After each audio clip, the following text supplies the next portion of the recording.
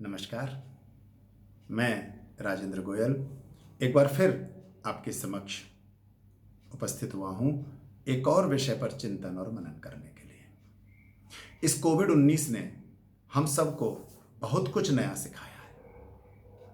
इस कोविड-19 ने हमारे देश या प्रदेश की सरकारों के द्वारा किसानों को, मजदूरों को, उद्यमियों को और जो भी व्यवसायी हों, छोटे बड़े, सबके लिए एक योजना बना रहे हैं और उस पर क्रियान्वयन भी कर रहे हैं। वहीं कोई ऐसा भी है जो किसी बंद कमरे में बैठ करके सिसक रहा है, तड़फ रहा है, फड़फड़ा रहा है, लेकिन उसके दरवाजे पूरी तरह से उसके लिए बंद हैं। तो ऐसे में प्रदीप के लिखे हुए एक गीत की पंक्तियां याद आती हैं कि पिंजरे के पंछी रे तेरा दर्द न जाने कोई।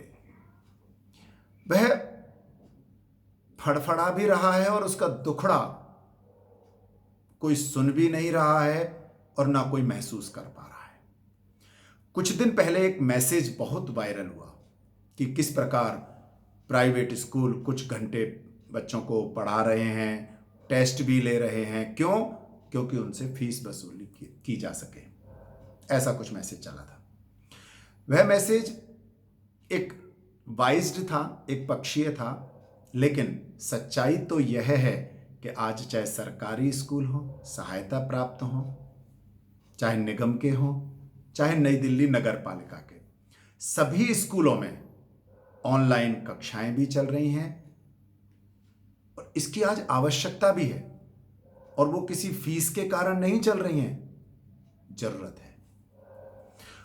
ऑनलाइन पढ़ाने में कहीं कहीं बहुत ही अच्छा वातावरण है। वहां मनोवैज्ञानिक तरीकों से पढ़ाया जा रहा है जो बहुत सराहनीय है, लेकिन अधिकांश जगह ऐसी हैं जहां ऑनलाइन पढ़ाने के नाम पर बच्चे का शोषण किया जा रहा है। मैं आप सबको कुछ दृश्य दिखाना चाहता हूं, आप कल्पना करें। और ये दृश्य काल्पनिक नहीं है, ये पिछले कई दिनों से बच्चों से, अभिभावकों से और शिक्षकों से जो मेरी बातचीत हुई है, ये उस दृश्य के कुछ अंश हैं। पहला दृश्य, 8 बजे हैं, बच्चे यूनिफॉर्म पहन करके मोबाइल या लैपटॉप के कैमरे के सामने बैठ गए हैं और उसके बाद पढ़ाई शुरू। वीडियो ऑफ नहीं कर सकते। यदि वीडियो ऑफ हुआ तो आप क्लास से बाहर। आपको लगातार अटेंशन में भी रहना है। आपका मन करे ना करे इससे कोई फर्क नहीं पड़ता, पर आपको वहां पर वीडियो में अटेंशन रखना है, क्योंकि कभी भी आपको अनम्यूट करके प्रश्न पूछा जा सकता है। दूसरा दृश्य, एक दिन में कम से कम 4 विषयों की पढ़ाई लगभग 4 से 5 घंटे रोजाना हो रही है, बिना ब्रेक के। बीच में सिर्फ थोड़ी सी देर का लंच टाइम होता है। इतनी देर बिना किसी इंटरेस्ट के इस पढ़ाई के लिए लगातार कंसंट्रेशन बनाना, लगातार एकाग्रता बनाना कहां तक संभव है, यह तो कोई मनोवैज्ञानिक ही बता सकते हैं। तीसरा दृश्य, माता पिता जिन्होंने खुद पढ़ाई की हो, बहुत पढ़े लिखे हो, या जिनके घर में कोई पढ़ा लिखा नहीं हो, पर एक चीज में वो सब कॉमन है कि ट्यूशन के बिना पढ़ाई नहीं हो सकती। ट्यूशन तो पढ़ाई का सबसे महत्वपूर्ण अंग है और इसलिए स्कूल की क्लासेस के अलावा सभी मुख्य विषयों का बाद में बच्चा ट्यूशन भी पढ़ रहा है। चौथा दृश्य, आपको कल्पना करें इन दृश्यों की। ऑनलाइन होमवर्क, हाँ, बिना होमवर्क के तो जैसे हम पढ़ाना ही संभव नहीं है। ऑनलाइन होमवर्क दोनों जगहों का करके सबमिट भी तो कराना है ना, वरना अगले दिन क्या होगा आप जानते हो। इस विषय पर मेरी कई अभिभावकों से बातचीत हुई तो कुछ ने तो बड़ा अच्छा उत्तर दिया। बोले जी होमवर्क तो बहुत जरूरी है, वरना ये जो खाली समय बचेगा ना 2-3 घंटे का, ये तो हमें बहुत ही परेशान कर देगा। होमवर्क रहता है तो ये कम से कम लगा रहता है। बहुत सुंदर। और कुछ का तो और भी निराला है कहना कि जी होमवर्क ऐसा दे देते हैं कि बच्चा तो क्या, हमें भी सर्च करके उसको ढूंढना पड़ता है, और वो बच्चा नहीं, हम करके सबमिट करा रहे हैं। पांचवा दृश्य, एक परिवार में मेरी बात हो रही थी जिनके 2 बच्चे हैं और घर में 2 ही फोन है। ऑनलाइन क्लास चल रही है दोनों की, तो सुबह से फोन व्यस्त हो गया। अब आप कहीं फोन कर नहीं सकते, और किसी का फोन आ जाए तो उठा नहीं सकते। अब ऐसे में कल्पना करो कि यदि कहीं पर एक ही फोन हो या कहीं बाहर जाना पड़े, कैसे मैनेज करते होंगे वो जाने या हमारे शिक्षाविद जाने। ऐसे दृश्य तो और भी बहुत सारे हैं, मैंने तो केवल एक झलकी दिखाई है।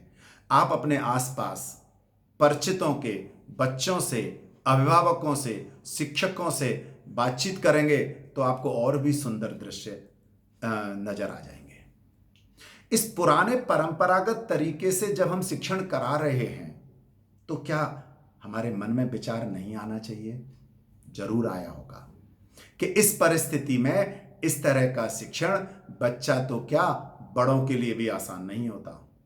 आम दिनों में जब बच्चा कुछ देर मोबाइल या टीवी पर गेम खेल रहा होता है या कुछ देख रहा होता था, तो यही माँ बाप, यही शिक्षक और यही बाल मनोविज्ञान विशेषज्ञ बच्चे की आंखें खराब हो जाएंगी, बच्चे का दिमाग शून्य हो जाएगा, इसे इतना नजदीक नहीं रखना, ऐसी बहुत सारी बातें करते थे। पर माना आज कुछ मजबूरी है, लेकिन इतनी भी क्या मजबूरी कि बच्चा लगभग 8 से 10 घंटे लगातार मोबाइल या लैपटॉप पर बैठा है और हमें बिल्कुल भी इसका दुख नहीं है, बल्कि उसने होमवर्क क्यों नहीं किया, यह प्रश्न अवश्य उससे हम कर बैठते हैं। अधिकांश जगह तो पढ़ाई भी एक तरफा चल रही है, जहां ना प्रॉपर इंटरेक्शंस होते हैं और ना डिस्कशन।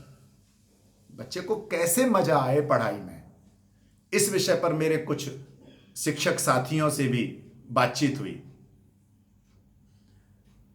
बिना नाम लिए उन्होंने कहा कि भाई इस शिक्षण पद्धति से हम भी खुश नहीं हैं, पर प्रशासनिक मजबूरी है। तो कुछ ने ऐसा भी कहा कि यार इसका कोई गोयल साहब विकल्प भी तो नहीं है। और सच बताऊं तो अधिकांश से बातचीत करके ऐसा लगा कि उनके पास कोई रास्ता नहीं है, इसलिए मजबूर हैं और स्वयं भी बहुत ज्यादा फ्रस्ट्रेटेड मुझे लगे। बच्चों की समझ में आना तो दूर, इस पद्धति से उनमें चिड़चिड़ाहटपन बढ़ रहा है, मानसिक रूप से बच्चा बीमार होता जा रहा है। मैंने कई बच्चों से बातचीत की और एक प्रश्न सभी बच्चों से किया कि आज अगर लॉकडाउन खुले और आपको 3 जगह दिए जाएं, स्कूल जहां आप अपने दोस्तों से मिल सकते हो, टीचर से मिल सकते हो, मॉल जहां आप कुछ भी खरीद सकते हो, कुछ खा पी सकते हो, या तीसरा ऐसी कोई जगह जहां आप घूमने जा सकते हो, तो बताओ आप 3 में से एक ऑप्शन पहला ही पहला कौन सा चुनोगे? जी हां, आपने बिल्कुल ठीक सोचा, सभी बच्चों ने स्कूल जाने को अपनी पहली पसंद बताया। इससे अंदाजा लगा सकते हैं कि बच्चा जो हमें लगता था कि उसकी रुचि कहीं और है, नहीं, वो आज अगर मिस कर रहा है तो अपने दोस्तों को, अपने स्कूल को मिस कर रहा है, अपने टीचर को मिस कर रहा है। कोरोना पर जो एक्सपर्ट राय रखने वाले विशेषज्ञ हैं, सोशल मीडिया पर शुरू से बड़ी एक्सपर्ट राय दे रहे हैं कि बुजुर्गों और बच्चों को इससे सबसे ज्यादा प्रभावित हो रहे हैं, उन्हें खतरा है, इसलिए उन्हें इससे दूर रहना चाहिए। बुजुर्गों के बारे में तो उन्होंने बता दिया कि 65 वर्ष से ऊपर की आयु वाले, और सबसे ज्यादा खतरा उन्हें भी है जो बीमार हैं, चाहे वो डायबिटीज के हों, ब्लड प्रेशर के हों या हार्ट आदि के हों। पर बच्चों की उम्र का खुलासा कहीं किया हो तो मुझे नहीं पता। आप लोगों ने सुना हो तो बहुत अच्छी बात है, मैंने खूब सर्च किया, कहीं पर भी बच्चे की उम्र का खुलासा उन्होंने नहीं किया। जबकि एक्सपर्ट राय यह कहती है कि एक निश्चित उम्र के बाद बच्चों में जो जिसका एक नया शब्द मैंने भी अभी सुना, बहुत ज्यादा पॉपुलर हो गया इस कोविड और कोरोना के साथ साथ, इम्यूनिटी सिस्टम ये सबसे ज्यादा मजबूत पाया जाता है, रिकवरी भी उनकी बहुत अच्छी होती है। तो मेरा निवेदन हाथ जोड़ करके उन WHO के एक्सपर्ट, उन डॉक्टर्स के पैनल या उन विशेषज्ञों से है जो इस पर लगातार रिसर्च करके सरकार को बता रहे हैं, समाज को बता रहे हैं, बताएं कि इसके प्रभावित लोगों या कैजुअलिटी वाले लोगों की उम्र क्या है, बताएं कि किस उम्र के बच्चे सबसे अधिक प्रभावित हुए हैं, और कृपया यह भी बताएं कि कौन सी उम्र में इम्यूनिटी सिस्टम अधिक होता है, यानी रिकवरी के चांस अधिक होते हैं। बीमार होना कोई बड़ी बात नहीं है, बीमार तो कोई भी हो सकता है, लेकिन जल्दी रिकवरी किस एज में हो सकती है ये बताएं, तो शायद हमें कुछ आगे रिसर्च करने में, आगे सोचने में सुविधा होगी। वैसे आपको आश्चर्य होगा, मैंने गूगल पर भी सर्च किया, कुछ अखबारों को पढ़ा, और जब डाटा देखा तो 20 वर्ष से कम उम्र के बच्चे, हमारे स्कूलों में ज्यादातर 17 वर्ष तक के बच्चे आते हैं 12वीं तक में, तो उन बच्चों में यह जो प्रभावित परसेंटेज ना, अगर मैं गणित की भाषा में कहूं तो लगभग 0 है, बहुत ही कम है। और कुछ बच्चे जो हुए भी हैं ना, वे उन परिवारों के हैं जिनमें किसी कारण से कोई बाहर से आया है या कुछ और रहा है, लेकिन किसी भी कैजुअलिटी की अभी तक मुझे तो कहीं खबर नजर नहीं आई है कि उनके साथ कुछ मिसहैपनिंग हुई हो। दिल्ली का आज का यानी 11 मई का डाटा बता रहा था कि, मैं पढ़ रहा था कि 35 वर्ष से कम उम्र की केवल 2 मौतें, जिनमें से एक बहुत पहले से बीमार था, 35 वर्ष से कम। ये हमारे एक अच्छे रिसोर्स हो सकते थे समाज जागरण के लिए, और भी बहुत कुछ इनसे हम उपयोग ले सकते थे। इनके अंदर क्या क्या नहीं हम भर सकते थे, किन किन गुणों का विकास कर सकते थे, लेकिन हमने इन्हें घर में बैठा करके इनके भविष्य को अंधकार में डाल करके इनके विकास को रोक दिया। बच्चे के लिए एजुकेशन बहुत जरूरी है। शिक्षा के बिना आज बच्चा देश के लिए कुछ भी और समाज के लिए कुछ भी नहीं कर सकता। उसका पढ़ा लिखा होना बहुत जरूरी है, एजुकेटेड होना बहुत जरूरी है। और बच्चे इसका विरोध भी नहीं कर रहे हैं, वो जानता है, समझता है, इसलिए पढ़ भी रहा है। उसे पता है कि आज वो जितना पढ़ लेगा, जितना कोर्स कवर कर लेगा, यह उसके लिए फायदा में रहेगा, और इसके लिए वो अपनी तरफ से कोशिश भी कर रहा है। परंतु जिस तरीके से आज शिक्षण हो रहा है, वह किसी भी प्रकार से ना उसे खुशी दे पा रहा है और ना ही उसका भला कर पा रहा है, बल्कि उसे मानसिक रूप से बीमार बनाता जरूर जा रहा है। इसके लिए कुछ सुझाव, आप कहेंगे जी ये सारी दृश्य तो आपने रख दी है, क्या कुछ सुझाव भी हैं? बिल्कुल, जिन पर चिंतन और मनन करने की आज आवश्यकता है, जिससे कि और बेहतर हम इस तरीकों को बना सकें, या कहना चाहिए कि बच्चे के लिए रुचिकर बना सकें, जिससे बच्चा आनंद ले सके, एक ऐसा बेहतर माहौल बन सके और वह अपनी पढ़ाई एक अच्छी तरह से मन से कर सके। पहला, एक दिन में समुचित समय लेकर, कोई बाउंडेशन नहीं है, आधा घंटा, 35 मिनट, 40 मिनट, जब तक बच्चे का मन करे, अच्छा लग रहा हो, केवल 2 ही विषयों की पढ़ाई हो, और वहां भी केवल बुक रीडिंग और केवल कोर्स कंप्लीट कराना ये टारगेट नहीं हो। वहां विषय से संबंधित एक्टिविटीज, प्रोजेक्ट की भी जानकारी दी जाए।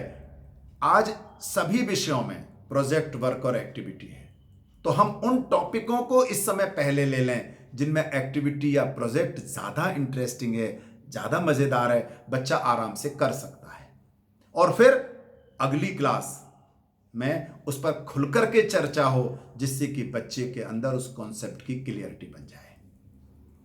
कुछ सरकारी ऐप हैं, चाहे वो दीक्षा का है, ई पाठशाला है, उन्हें आप जरूर डाउनलोड करवा लें। एनसीईआरटी और सीबीएसई का भी ऑफिशियल ऑनलाइन मटेरियल है, ऑनलाइन वीडियोस हैं, और दूरदर्शन सहित कई सारे चैनल भी कक्षाएं चला रहे हैं।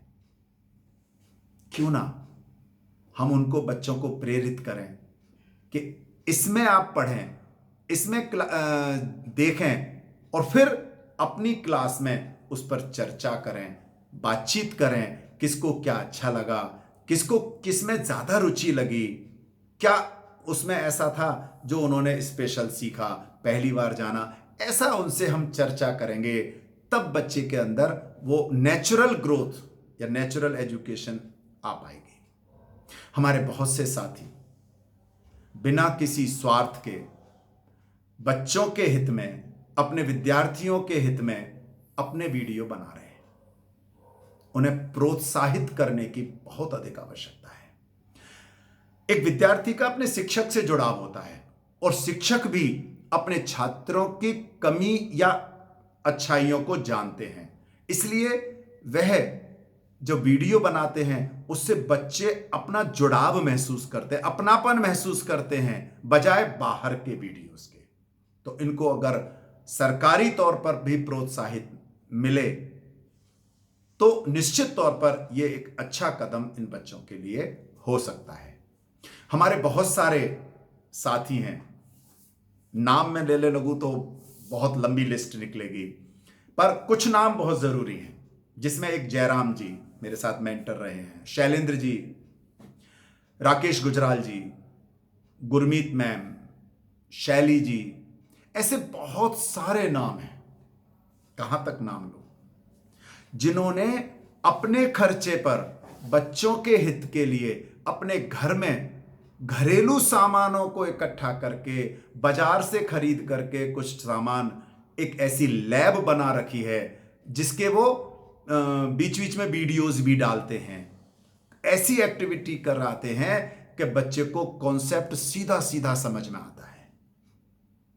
ऐसा जब उन्होंने प्रत्यक्ष करके दिखाया हुआ है, उनकी एक्टिविटी को SCERT सहित जिस प्लेटफॉर्म पर भी दिखाया है उसे सराहा गया है। इस अवधि में ऐसी एक्टिविटीज को और ऐसे हमारे साथियों के कामों को बढ़ावा देने की भी आवश्यकता है।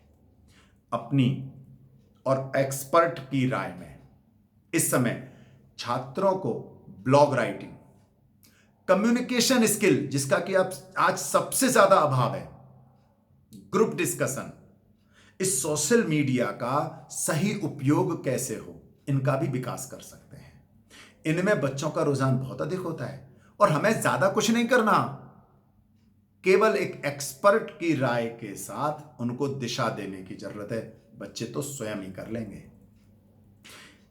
SCERT जो चॉकलेट ऐप के माध्यम से ऑनलाइन ट्रेनिंग कराती है, क्यों ना NCERT, CBSE या बाल मनोविज्ञान के जो भी विशेषज्ञ हैं, अगर उनके सहयोग से कुछ ऐसा कंटेंट डेवलप करे जिसमें इस विषम परिस्थिति में वास्तविक शिक्षण कैसे बेहतर हो, सकारात्मक वातावरण बनाते हुए कोर्स को कैसे डिलीवर किया जाए, किस तरह से बच्चे की मानसिकता इस पोजीशन में अधिक अच्छी हो पाए, किस तरह से उनको घर में असाइनमेंट देना हो, ऐसी बहुत सारे चीजें जो आज शिक्षकों को नहीं मालूम है और आज के समय में इसकी बहुत अधिक आवश्यकता है।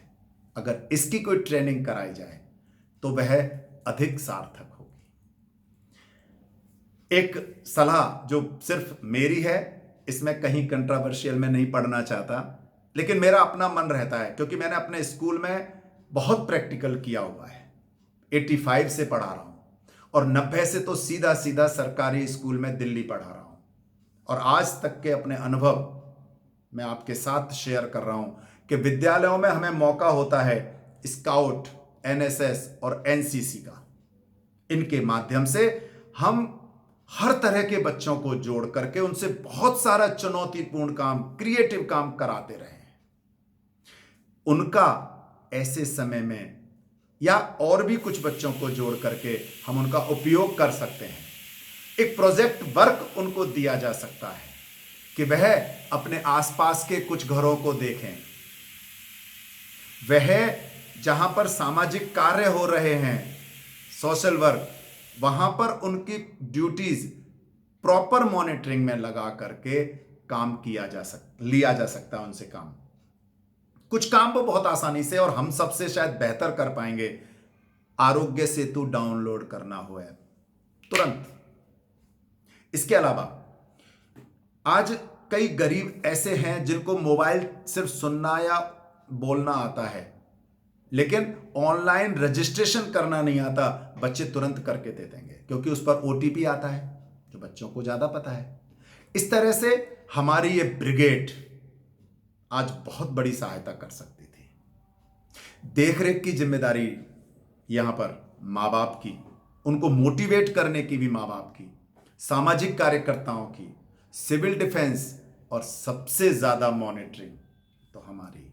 एक शिक्षक के रूप में मैं जहां हूं, जहां मैं जा रहा हूं, अपने 2 बच्चे 4 बच्चे अपने साथ ले जा करके उनके अंदर यदि मैं ये सेवा भाव, समर्पण भाव जगा पाया, लेकिन पूरी सुरक्षा, चाहे वो सैनिटाइज की हो, चाहे हाथ में ग्लव्स की हो, चाहे वो मास्क की हो, ऐसा कुछ करके बच्चों को एक चुनौतीपूर्ण, हमने देखा होगा बच्चे जो गेम खेलते हैं ना, ऐसे ऐसे गेम खेल जाते हैं कि आप और हम कल्पना तक नहीं कर सकते।